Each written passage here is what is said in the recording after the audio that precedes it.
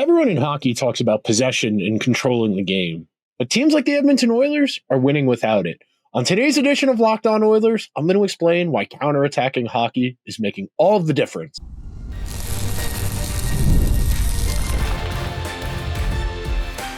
You are Locked On Oilers, your daily podcast on the Edmonton Oilers, part of the Locked On Podcast Network, your team every day. Hello, everyone, and welcome to this Tuesday edition of Locked On Oilers. I am your host, Nick Zararis. This is my second Stanley Cup playoffs as host of Locked On Oilers, my third Locked On season as an NHL host, and this is my 10th NHL season of doing digital media content, which sounds crazy every time I say it, but I couldn't be more happy to be here, and I couldn't be more glad you're here with me on this ride as the Oilers are up 2-1 in the Western Conference Finals against the Dallas Stars. And on today's show, ahead of game number 4, we're going to dive into some of the prevailing style of play conversations that are emerging the longer this series goes on. So to start things out in our opening segment, we're going to tackle what I mean when I say counterattacking hockey. In our second segment, I'm going to pivot to talking about underlying numbers, why you need to understand the context they exist within. And then for our final segment, I'm going to explain why this is all lining up so well for the Oilers right now at the most important juncture of the season. So to start things out, there is no one prevailing style of hockey that is superior to others. I think I've long established as host of Locked On Oilers, and the everydayers have heard me talk about this quite a bit.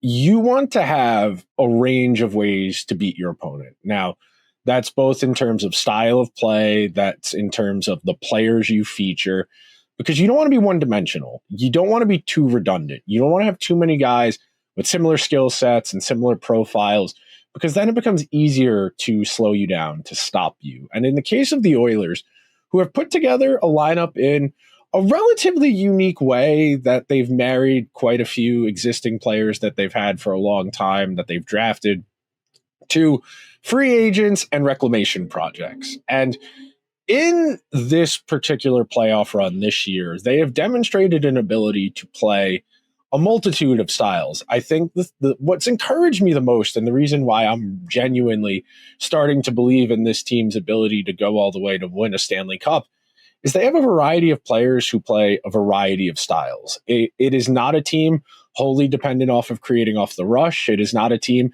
that is wholly dependent off of creating off of the cycle. And one of the real differences this year as opposed to last year, at least anecdotally, I have not gone back and looked at the data year over year in this specific context, talking about creating off of the rush and absorbing pressure and counterattacking. But anecdotally, the Oilers seem better situated this year, better prepared, if you will, to creating off of the counterattack, of absorbing defensive pressure when they're in their own zone, of holding the other team to the outside and building off of that and finding ways to create offense off of those sustained offensive zone shifts for the other team. And why it works. So if you close your eyes and you picture the Stars in the offensive zone, they've gained the zone with speed. They've set up. They've got all 5 of their players in the offensive zone. The Oilers have their 5 defensive players in the offensive zone, and then goalies in net. When the Stars are passing that puck around the perimeter and trying to create an opening, some space in the Oilers' defensive structure, they are trying to manipulate the defense. They are trying to create room. And the Oilers, to their credit in this series in particular, have done a really nice job of limiting the high danger chances against, of not letting guys get in too tight to Skinner. And when you become reliant on the high to low, the cycle-based offense like the Stars have to some extent in this series, it makes it harder to score. Because number one, the Oilers are starting to get a real feel for what Dallas is trying to do. They are pushing them further and further to the outside. They are holding the Stars relatively at bay. While the Oilers are having to play more defense than you would probably like, they also have the ability to create off of those sustained offensive zone shifts for the other team. So let's say the Stars have just passed the puck around the offensive zone for 30 to 45 seconds. They've done a nice job. All 5 of their players are moving. They're not stationary. And they are working to create space. They are working to create offense. Why is that particularly interesting? Because you've just expended all of that energy. And you got to remember, the Stars had to go from defense or the neutral zone to the offensive zone. So they did all the work of getting that puck up the ice. They get the puck up the ice, they're in the offensive zone. Now, they've done that work in the offensive zone. And because the Oilers have largely played pressure, sag off type of defense in their own zone, they're a little bit better situated. They have a bit more energy, and they just need one opportunity to pounce. And we talk about this a lot in regards to the Oilers. Where is possession most sensitive? It's most sensitive at the top of the offensive zone because you're working against both going off sides and a pressuring defensive player. So if you have both of those at the top of the offensive zone and you get a particularly good push if you're a defending player trying to break up a play, you have the opportunity to create the scoring chance going back the other way. And that's what's been interesting to watch the longer these playoffs have gone along. These are soccer-style counterattacks. And soccer and hockey don't share a lot schematically, systemically, because soccer, you have 11 players on at a time. You have a significantly bigger net. You have a significantly different style of play.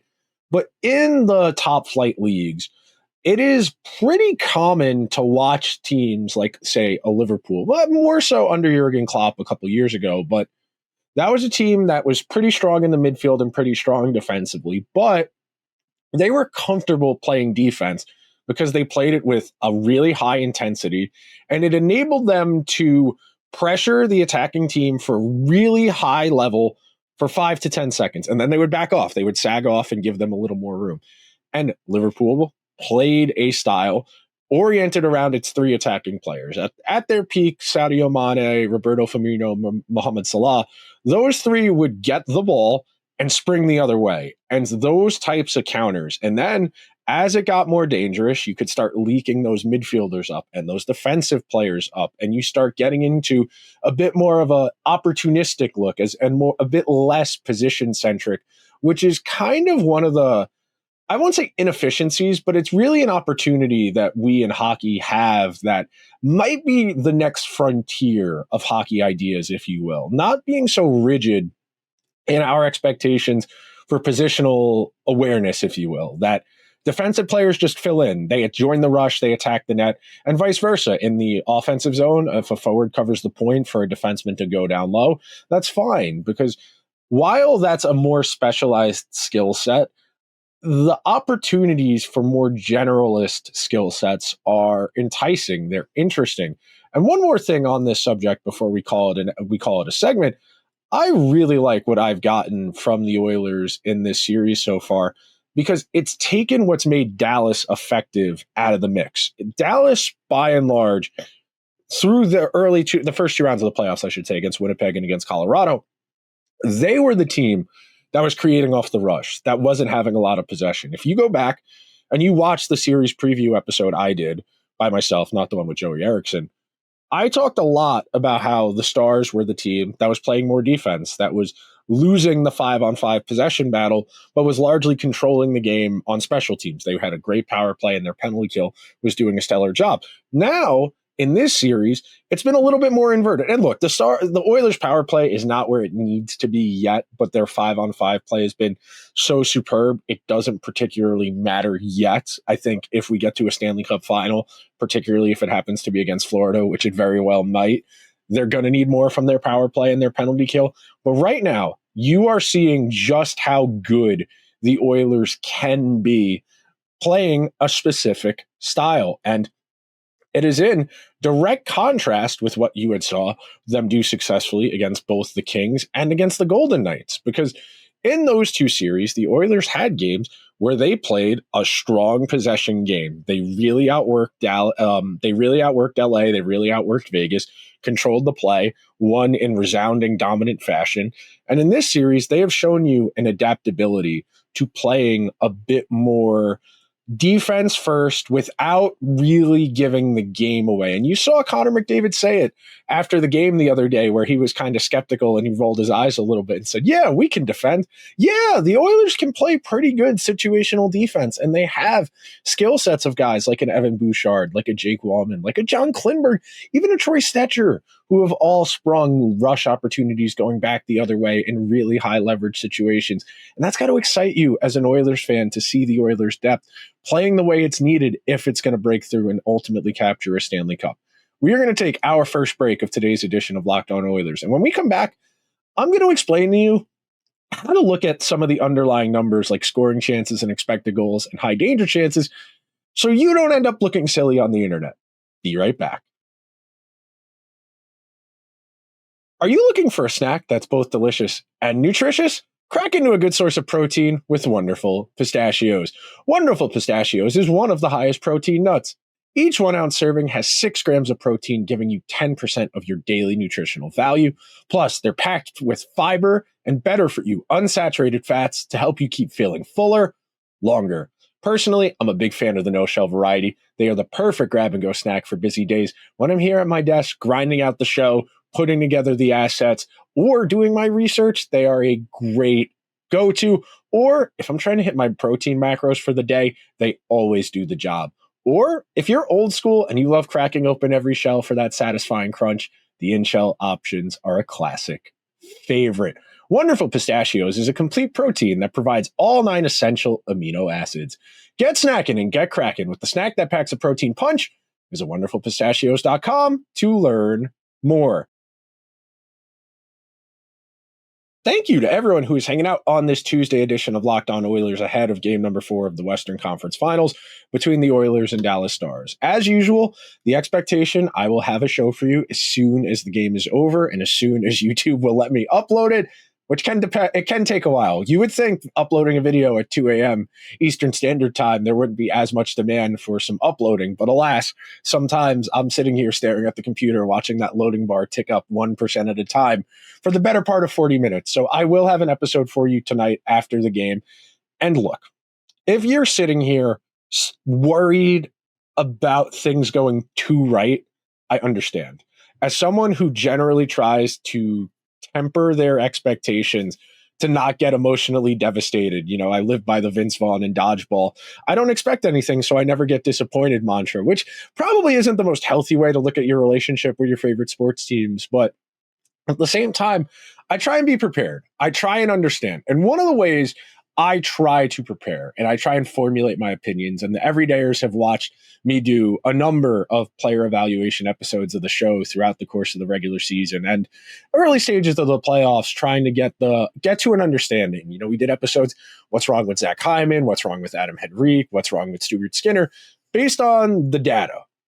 What does the data tell you? And as I pivot to this second segment and talking a bit more about underlying numbers, their value, how to use them, and how to not use them, I want you to get where I'm coming from. So the way I think about these underlying numbers, so we're talking about scoring chances, shots on goal, high danger chances, expected goals. When we're talking about those statistics, those are at 5-on-5, where both teams have the same number of players. 70 to 75% of the game state is in that even strength 5-on-5 situation. Those underlying numbers describe what has happened. So a scoring chance is anything in the general direction of the net. That can include blocked shots, that can include shots that hit the glass, that can include shots that the goalie saves, posts, crossbars, etc. Those are the most baseline level of game control, because if you're generating scoring chances, that means you have the puck more. And because one team has the puck more than the other, it forces that other team, the defending team, to adapt. And we have largely seen the Oilers and what we spent our first segment of the show talking about, creating off of the rush, creating off of the counterattack. We are watching that play out in real time because the Stars are controlling these games. They are having more puck possession. And in game number 3, they had more high danger chances. They had more expected goals.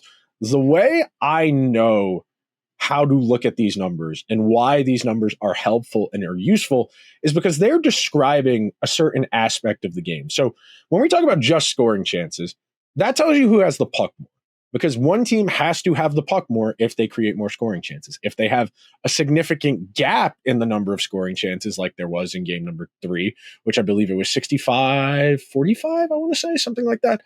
69-45. So the Stars had 69 scoring chances. The Oilers had 45. Now, where it becomes useful and where we can start to praise the Oilers defense is that of those 69 scoring chances against, only 29 at 5-on-5 were credited as shots on goal. That tells you the Oilers are doing a good job of taking away shooting lanes. That means they are blocking shots. They are creating difficult shooting lanes for the Stars, so they're missing the net. They're not getting those pucks through on Skinner. And that tells you the Oilers are playing decent defense. And the larger that gap between scoring chances and shots on goal, that's showing you a defensive team that even though they're on their heels, they're not really breaking down all of that much. And the other component of this that I do think is worth pointing out, you have to remember not every scoring chance is created equally. Not every scoring chance is going to lead you to be particularly likely to score. And when we talk about high danger chances and expected goals, that adds more description. That adds more color to the equation. So expected goals assigns a value to a scoring chance. That value is commensurate with historical shot tracking data. So when someone takes a shot from a specific spot on the ice, that shot has a certain expected goals value based on players in the past across the league taking shots from that specific area and how likely that shot is to result in a goal.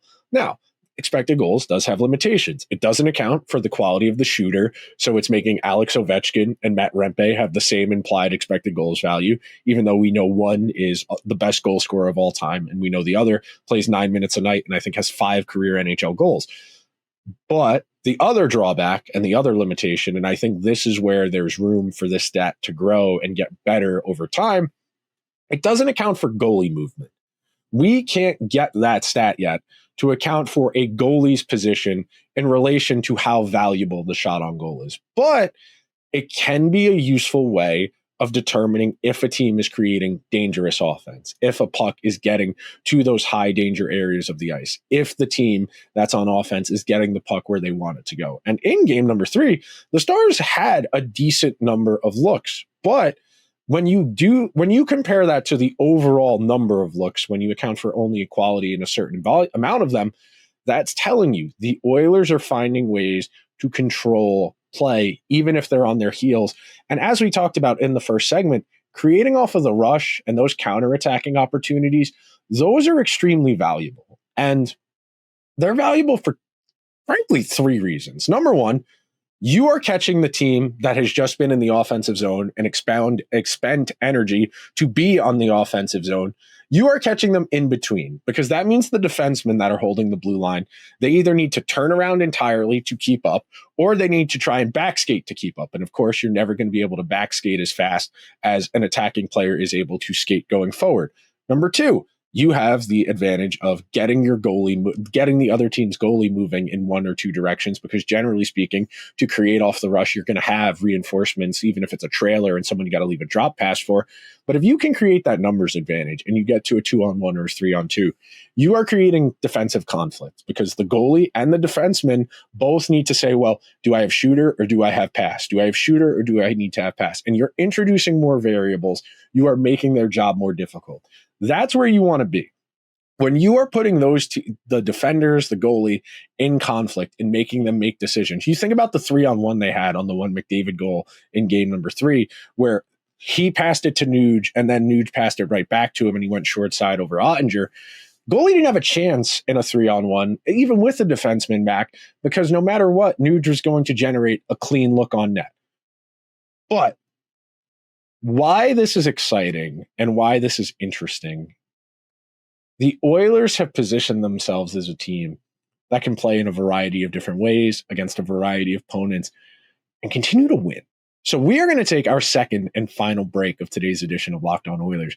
And when we come back, I'm going to tell you what this all means in the abstract and why I feel particularly bullish about the Oilers going forward.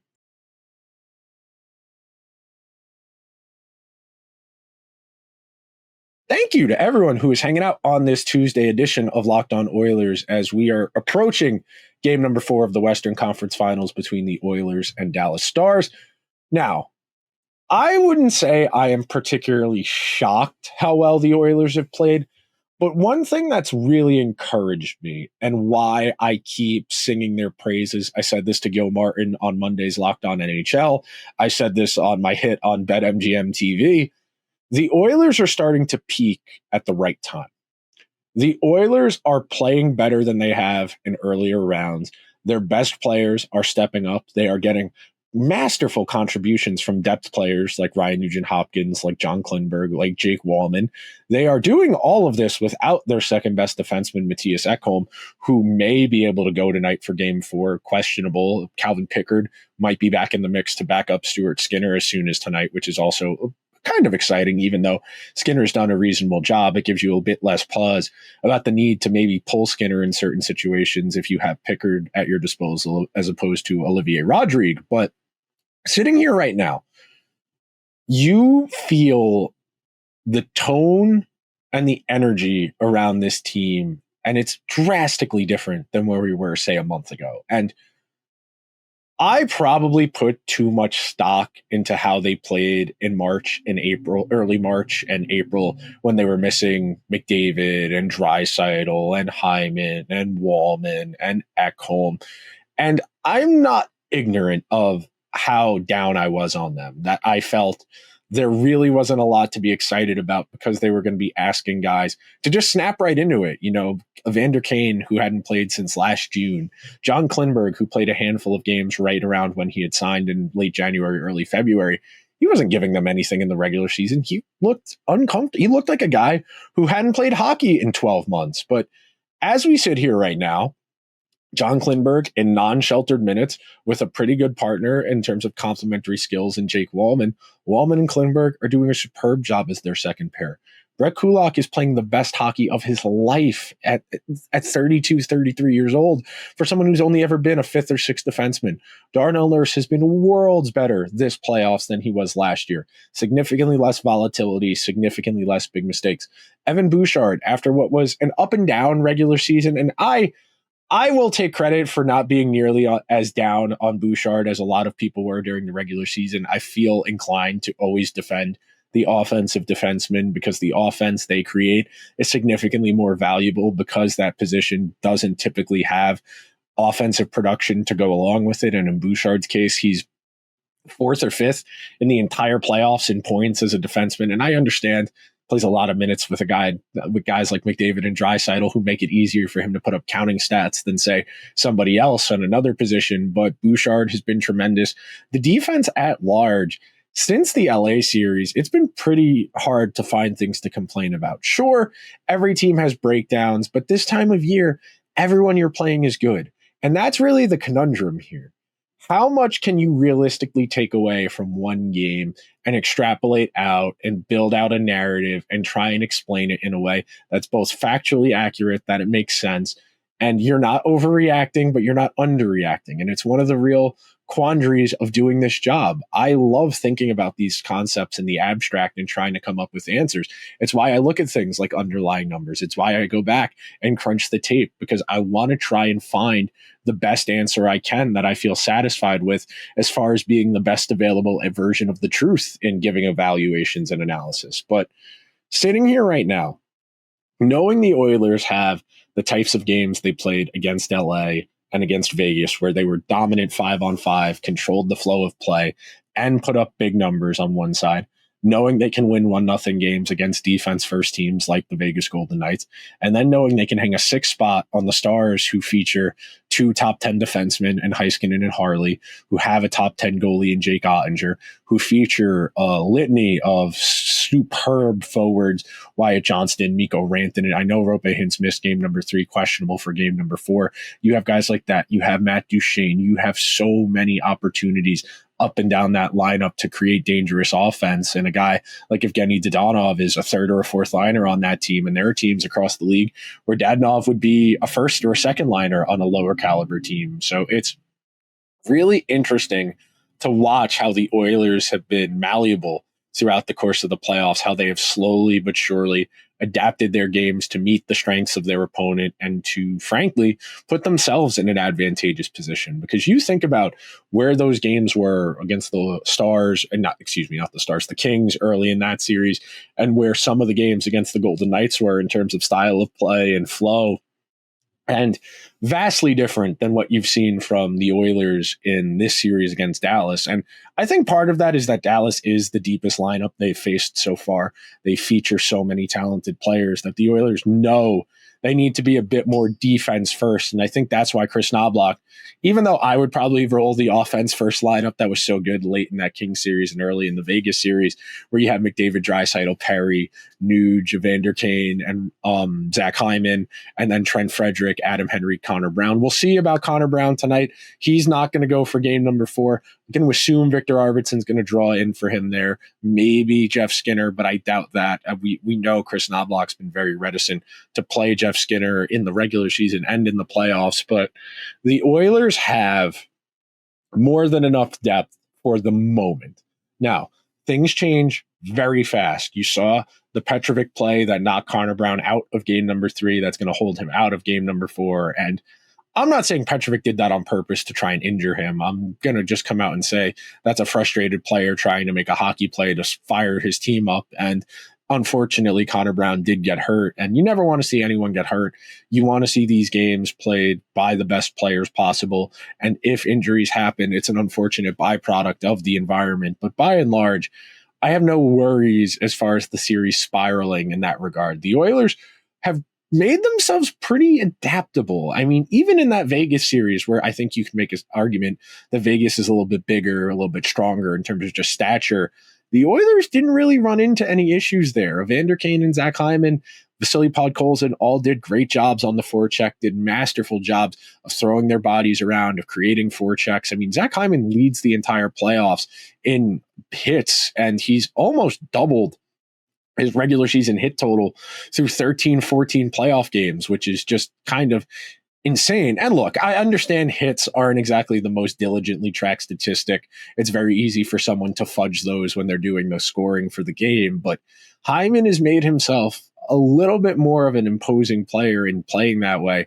and it's opened up space for his line mates and for his and for frankly the team at large, from a guy who by all accounts had a pretty rough regular season. I mean, I did more than one episode over the course of those 82 games asking, what's wrong with Zach Hyman? How come he's not getting to the net front? What's not working? And he shot the puck a lot less this year than he did last year. And then that becomes a chicken or the egg question. Is he shooting less this year because it's not going in, or is he not going in because he's shooting less? And that's one of the real types of questions I love trying to get to the answer to. So that'll do it for today's Game 4 edition of Locked On Oilers.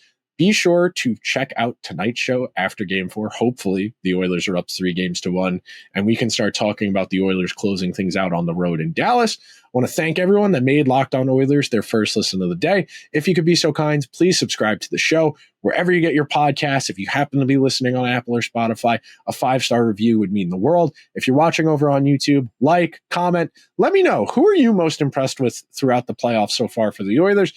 I will talk to you guys tonight after game number 4. Be sure to check out Locked On NHL and Locked On NHL Game Night on the Locked On NHL feed, breaking down the biggest action and the biggest news around the NHL. I will talk to you guys tomorrow. Until then, let's go Oilers.